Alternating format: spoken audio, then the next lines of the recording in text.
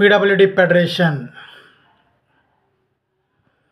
రాష్ట్ర అధ్యక్షుడు కానూరు శంకర్రావు ఈరోజు మాట్లాడబోయే పాయింట్ ఏంటంటే, తెలుగుదేశం పార్టీ, జనసేన పార్టీ రెండు పార్టీలు కలిసి తాడేపల్లిగూడెంలో భారీ బహిరంగ సభ ఏర్పాటు చేస్తున్నారు. ఈ యొక్క సందర్భంగా ఈ యొక్క బహిరంగ సభలో ఇరు పార్టీల ప్రతినిధులు ఏం మాట్లాడబోతున్నారు అనే దానిపై రాష్ట్ర నలుమూలల్లో ఉన్న ప్రజలందరూ కూడా వేచి చూస్తున్నారు. అయితే ఈ సందర్భంగా నేను ఇరు పార్టీల ప్రతినిధులను వికలాంగుల యొక్క భవిష్యత్తు నిర్మాణం కోసం ఇరు పార్టీలు ఏ విధమైన స్పందన ఈ యొక్క తాడేపల్లి మీటింగ్లో చెప్పబోతున్నారు. నిజంగా తెలుగుదేశం పార్టీ వికలాంగులకు ఏం చేయబోతుంది?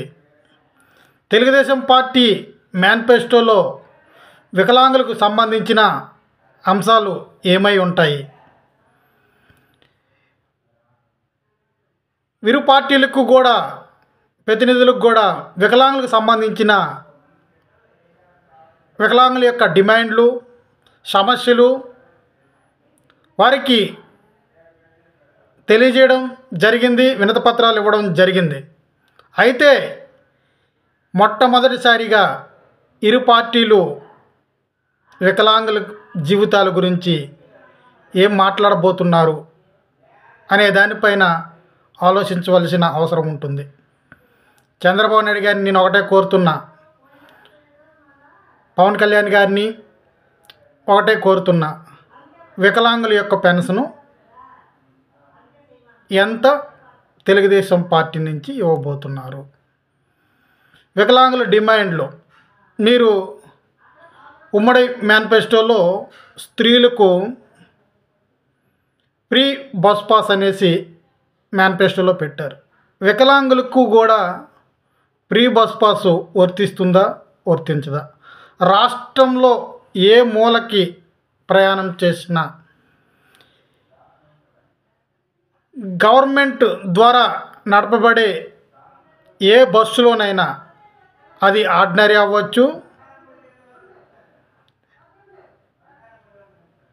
మెట్రో డీలక్స్, సూపర్ డీలక్స్ అవ్వచ్చు, ఏ బస్సులోనైనా ఫ్రీ ప్రయాణం వికలాంగులకు, ఉచిత ప్రయాణం వికలాంగులకు కల్పించే దిశగా ముందుకెళ్తున్నారా? వికలాంగుల యొక్క బ్యాక్లాగ్ పోస్టులు భర్తీ చేయడానికి, వారి భవిష్యత్తు నిర్మాణంకై చదువుకున్న వికలాంగులకు అనేక రంగాల్లో ఉద్యోగ అవకాశాలు కల్పించే దిశగా ఏం చేయబోతున్నారు? వికలాంగులు కుటుంబాలు సౌకర్యవంతంగా ఉండాలి కాబట్టి ఉండే దిశగా గృహ నిర్మాణం కూడా చేయవలసిన బాధ్యత ప్రభుత్వానికి ఉంది. మీరు గెలిచిన తర్వాత ఏం చేయబోతున్నారు అనే అంశాలు వికలాంగులకు సంబంధించి ఈ యొక్క భారీ బహిరంగ సభలో ప్రకటిస్తే బాగుంటుందని, ఆల్రెడీ అభ్యర్థులను ఎన్నిక చేయడం చాలా సంతోషకరం.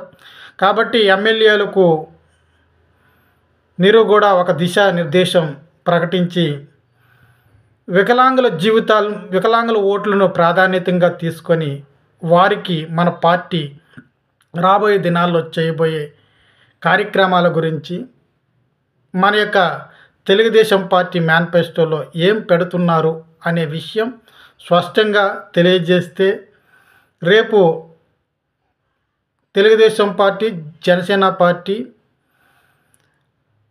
ఏ ప్రాంతాల్లో అయితే పోటీ చేయబోతున్నారో ఆ ప్రాంతాల్లో గెలుపు గుర్రాలుగా మారడానికి అవకాశాలు ఉంటాయి. లేకపోతే వారికి కొంచెం కష్టతరం అవుతుంది. కాబట్టి ఈ యొక్క విషయాన్ని పార్టీ క్యాడరు గమనించి తెలుగుదేశం పార్టీ, జనసేన పార్టీ మేనిఫెస్టోలో వికలాంగులకు సంబంధించిన డిమాండ్లతో కూడిన మేనిఫెస్టో తప్పనిసరిగా ఉండేటట్టుగా చూడమని మీ అందరినీ కూడా కోరుకుంటున్నాను.